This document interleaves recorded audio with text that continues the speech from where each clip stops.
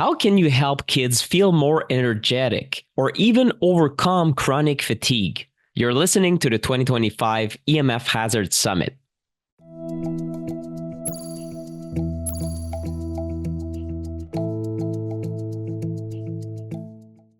My name is Nick, the EMF guy Pinot, and this is the EMF Hazard Summit, Protect Your Children.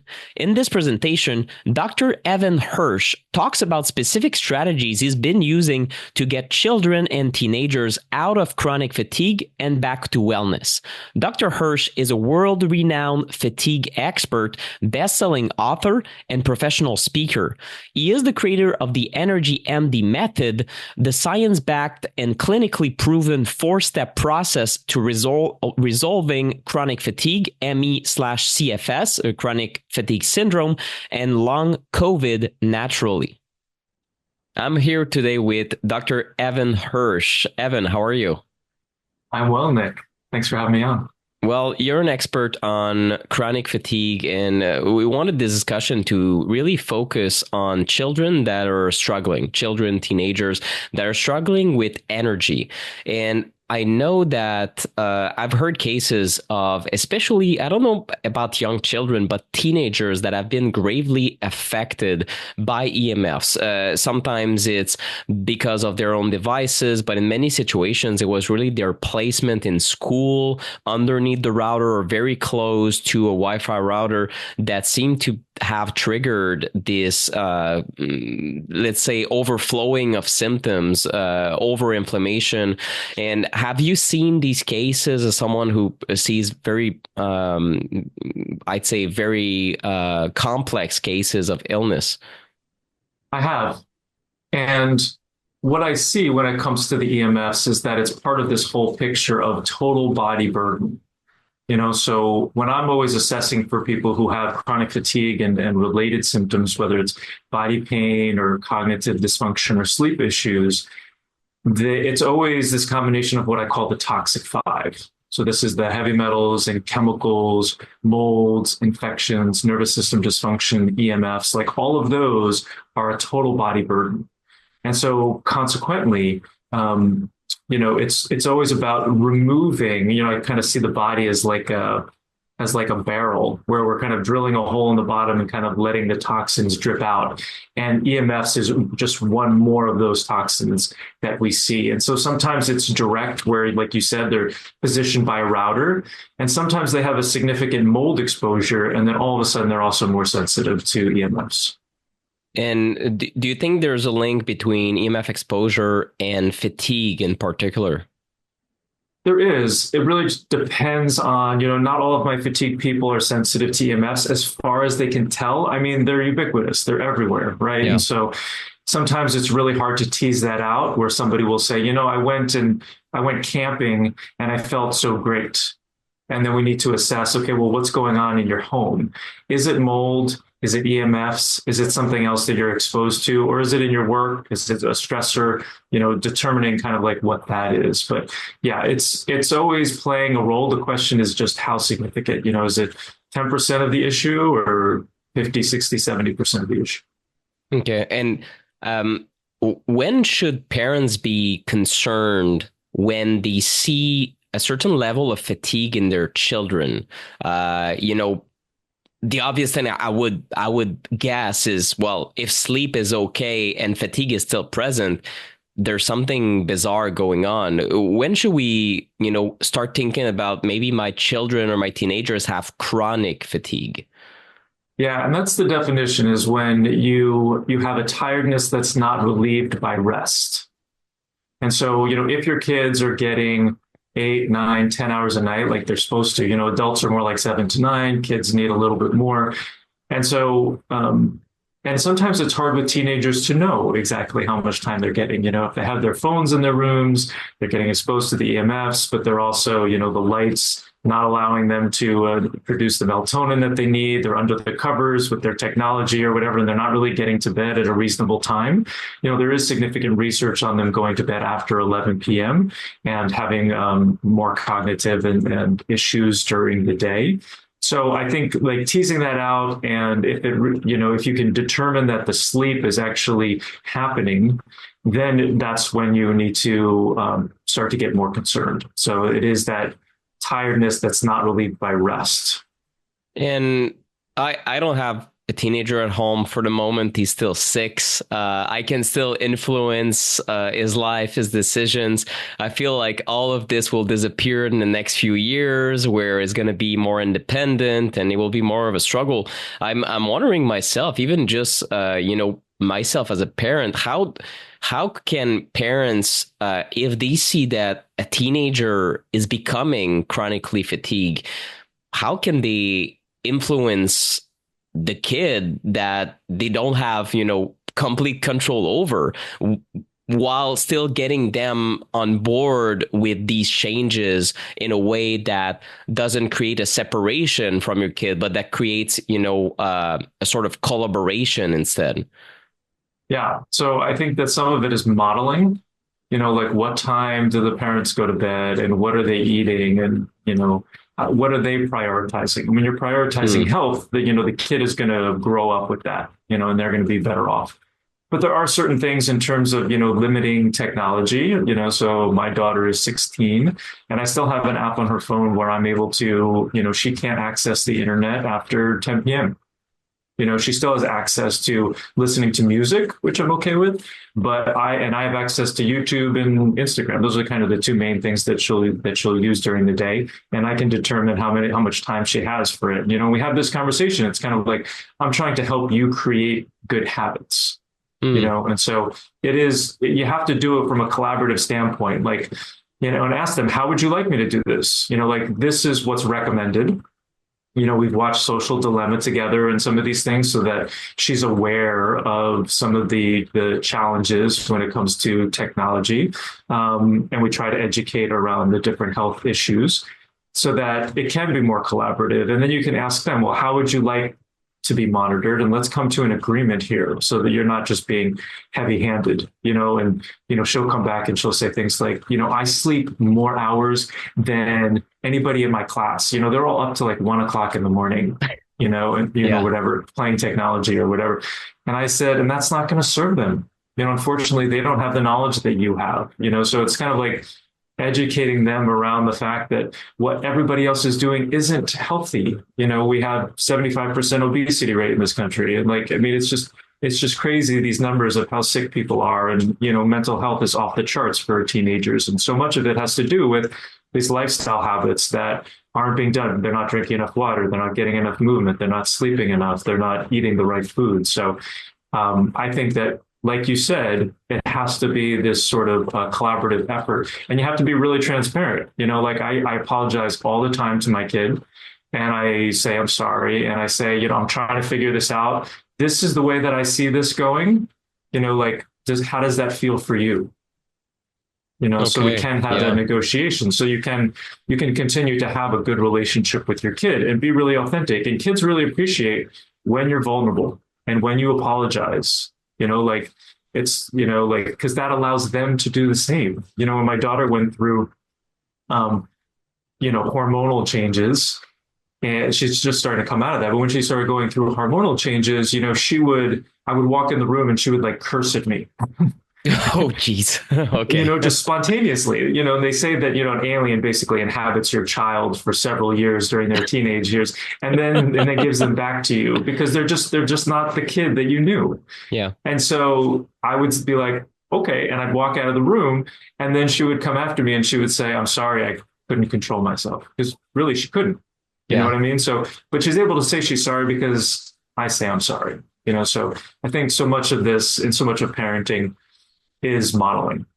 Okay. Yeah, it makes sense. I mean, in the end, I already see that, these action steps you talked about as a dad, I started doing that when Elliot was very young. And at 6 years old, he's already able to be more reasonable when I say, look, we told you several times it was bedtime, and you started dancing and, I don't know, singing and running around the kitchen table. And that when we say it's bedtime, normally you do your routine, you go brush your teeth and things like that. And so there will be a consequence. For example, you won't have TV. Usually it's screen time. And that's actually a pretty good consequence for us. I don't like to give too many, small punishments like this, but I think removing something he appreciates instead of, go in your room for hours, it just don't, especially at 6 year old, I haven't found this to be effective at all. So I was surprised lately because at 6.5, it was like, yeah, okay. He kind of understands that he's getting punishment for something he did.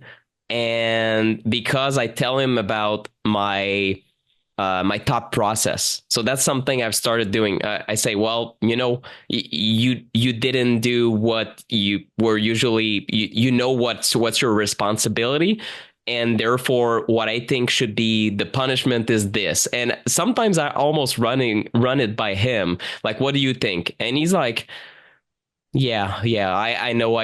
So even at 6, even though his judgment sometimes at 6 is gonna, it's a crazy creature at 6. He has all sorts of ideas, and the judgment isn't the best. But showing him that he also has a say, or he has a possibility of telling me what happened for him and what was the reason, and I don't know. I feel like I'm on the right track, but it's good to hear that even during these years, you got to be very, very patient and let them, come back to you after these events. And it must be, the reality is that you're literally controlled by another entity for a few years. Okay, I'm looking forward to this to see what happens with mine. But going back to chronic fatigue, I know you've had probably teenagers that are chronically fatigued. You talked about 5 different factors that you look at with parents. So is there something we can share with other parents about how they should think about this? If the initial situation is, well, my child is chronically fatigued and I don't know what to do. I know you mentioned, mold, EMFs. Do you want to go through a few things that parents need to consider or learn about each one of these factors to be able to maybe choose the right practitioner or talk about it in a way where they feel competent? Yeah. I think that it's important to always look for the cause and not the treatment. So that's the first thing. The first part of I have a 4-step process, and the first part is to figure out the causes that you have. Now, 90% of those causes can be determined by symptoms and history alone. So you don't need a lot of lab tests. So you just have to make sure that you're working with somebody who understands the toxic 5. When you talk to a practitioner, typically, I'm going to recommend a natural practitioner in functional, integrative, but not all of them actually understand the toxic 5. So you want to make sure that they understand and are able to treat heavy metals and chemicals and EMFs and molds and nervous system dysfunction. So that's kind of like, where to start. And it's so much of it really has to do with the exposure that kids have. Now, all that to say that like those toxins, but one of the things that you can do in order to start getting rid of those out of the body is really focusing on the lifestyle habits. So those are the most practical things that you can do that I kind of referred to a little bit before, which is, making sure that your kid has enough movement. Now, if they're really tired and they can't get out of bed, that's hard to do. Don't worry about that one. But we do want a Goldilocks dose of movement, which is this idea that if you move too much, you feel worse. Oftentimes these people get what's called post-exertional malaise, where you exert yourself too much and then you kind of crash either that day or the next day. And so you do want to make sure you're moving as much as you can, but not so much that you actually are stressing out the body and feeling worse. So that's with movement. With water, you want kids to be consuming generally more water. Usually it's about 2 liters a day, maybe half their body weight in ounces. If they weigh 100 pounds, you want them to consume about 50 ounces of water, which is about 2 liters a day. Because that's going to help to like flush out toxins. You want to make sure that the food that they're consuming is going to be supporting them. And oftentimes that's going to be the things that you avoid is going to be serving them more than the things that they are consuming. But the way to think about it is, avoiding gluten and dairy and sugars. Those are kind of really the big ones, and processed foods. But even if you chose just one of those, sugar's probably being the biggest one, gluten maybe next, and then dairy, that can make a huge difference. And there's lots of really good research on that. And the way to think about it when you're preparing meals is it's meat and vegetables. So, eat as much vegetables as you want. About half your plate should be vegetables, including breakfast. And then the rest can be meat and maybe a little bit of gluten-free grain like rice or something like that. And then, so that's movement and that's food. And then in terms of sleep, we kind of talked about, making sure that they're going to bed before 11, closer to 10 might be good. And making sure that there aren't a lot of distractions in the room, make sure the room is nice and dark. If you do need a fan or some sort of white noise, that can be really supportive. Having the EMFs and the phone and the tablet and the computer and all that stuff outside the room is going to be really important. For some kids who have anxiety, sometimes they do need the phone inside the room to be able to listen to something, a podcast, music, just something to distract them from their anxiety. But you just want to make sure that you have an app that can kind of shut things down. I use an app called Custudio, which is Qustudio. And there's several others that are out there. This one I don't think is necessarily the best. It's the one that I started with and the one that seems to be working well right now. It is easier to do if you both have iPhones or Androids. I have an Android. My daughter has an iPhone, so it's a little bit more complicated. So that's then sleep, movement, food, and water. So that's all the things that you can do really right now while you're looking for a practitioner, while you're figuring out, half of all the homes in first world countries have water damage, and most of those have mold, and there is this association between mycotoxins and EMFs, where they will make each other worse. So that's one of the things that's really nebulous that a lot of people don't realize. And it might not even be your home. It might be the school. We were actually sending my daughter to a Waldorf school, and there was a bunch of mold there.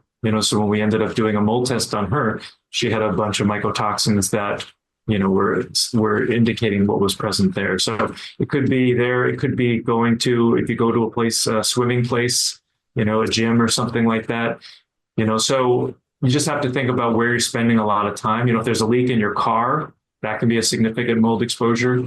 So just getting curious without getting overwhelmed, and thinking about, okay, what can I do and how can I get help?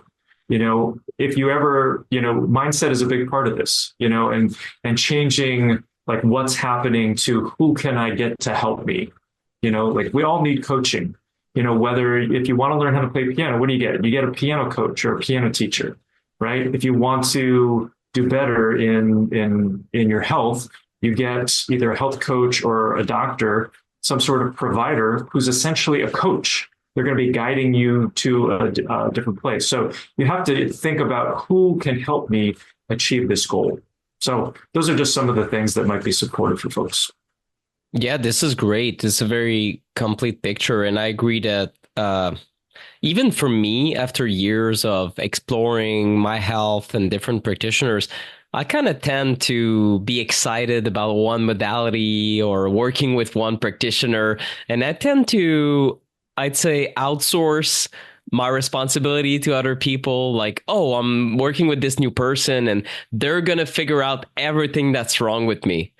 And it works a little bit, but in the end, it always fails because I have to figure out what's wrong with me with the help of this person. And I had to get better at it, to take responsibility. Like if I know that things aren't working, what am I doing on a daily basis? And one thing is, I don't know, I'm eating in front of the computer and working at the same time. And then I'm wondering, why is my digestion bad? Well, it's kind of the basics. I'm not getting them right. And especially in the last few weeks. So it's a good reminder for me to just go back to the very basics. Is there, I guess, meal timing for teenagers that I know as a teenager, I was always snacking. I had, cravings and not so much junk food, but still a little bit here and there. So is there a way that you found effective to coach parents to provide their kids, even in teenage years, with foods that they will actually eat? I mean, if it's something they ate at home since they're very young, that helps.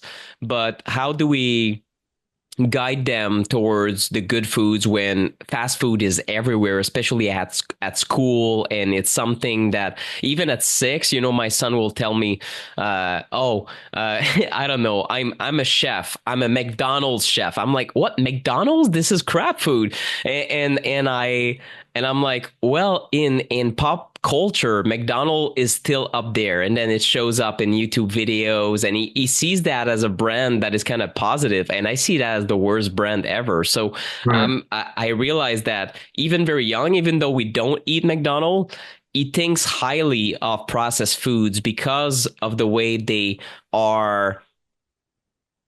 I don't know how to say that. They are influencing children at a very young age, and that's part of the marketing strategy that they employ, and it works. So we're kind of everything is stacked against us as parents, I feel like. Yeah. And I absolutely agree. I think it comes down to modeling again, like what you're eating. There is research to show that what dad eats more significantly influences what the kids eat, even though sometimes mom is preparing more of the food or is more of the nurturing. Dad historically like tested the food to make sure it was safe. I Yeah. think that's kind of like where that evolution comes from. So it's important for us to be eating the right foods.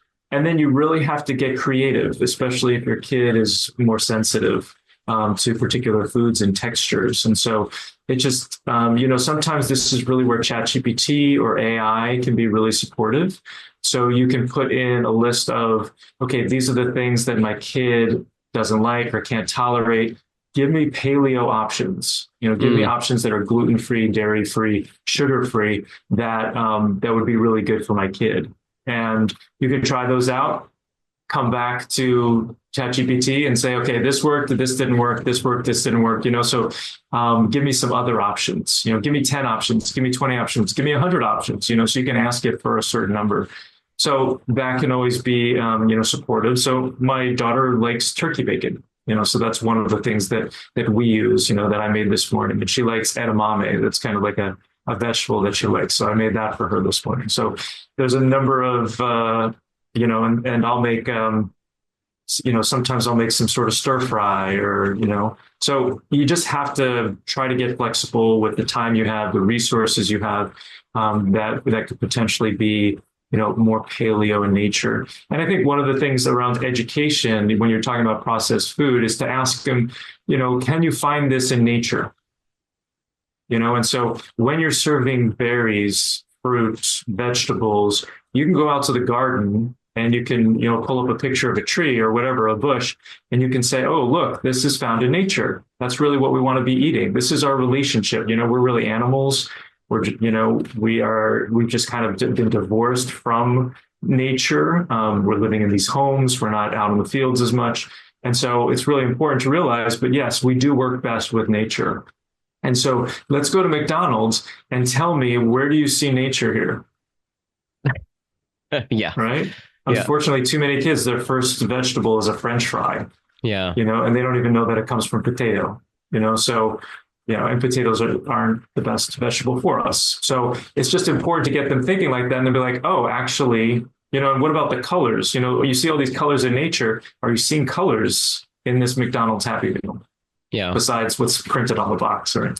Yeah, or maybe the little apples that come with it. If there's even Mm-hmm. fruit in there, maybe that might be the healthiest thing out of the entire box.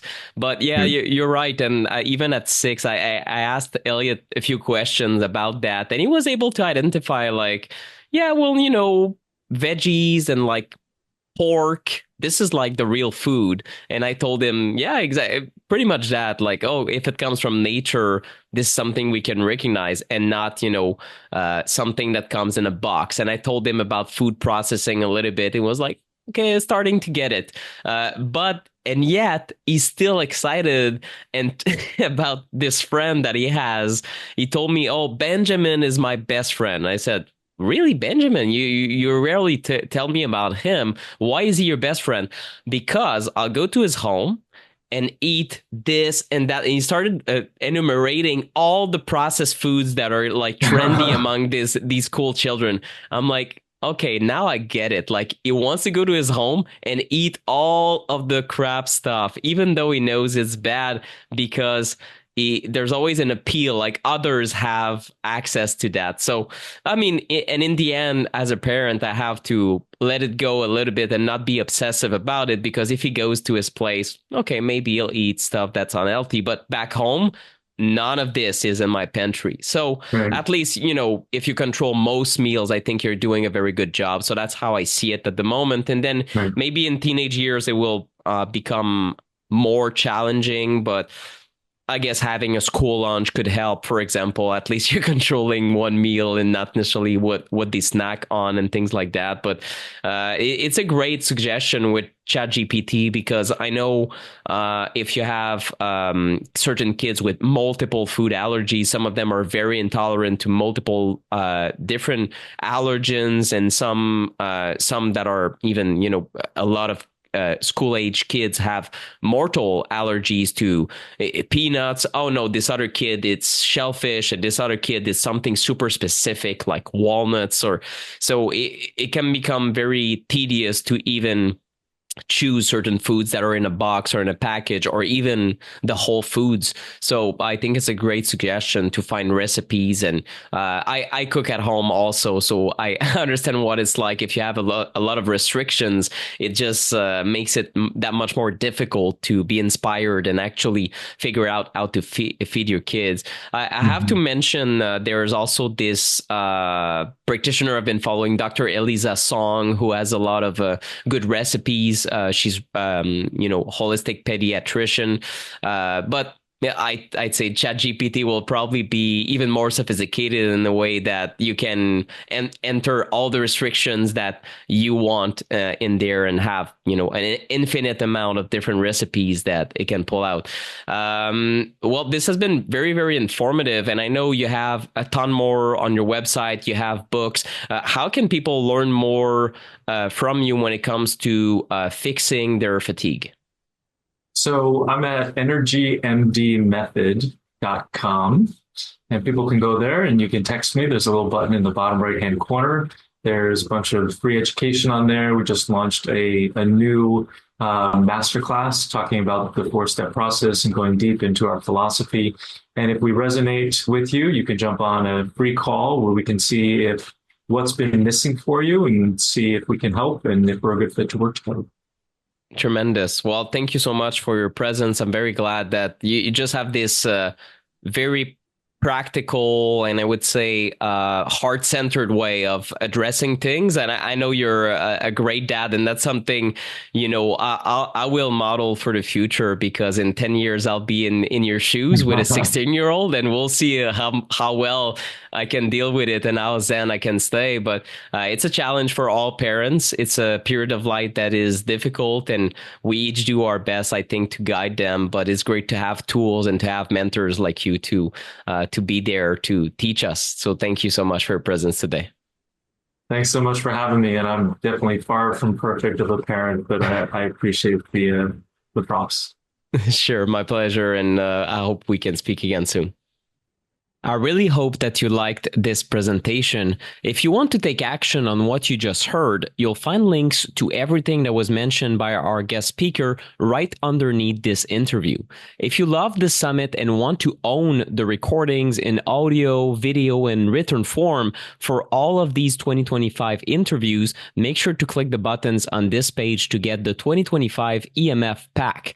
This EMF Pack is heavily discounted during the summit launch and for a very limited time. Remember that every purchase supports my work as an independent citizen journalist, as well as the nonprofit partners that are associated with this summit.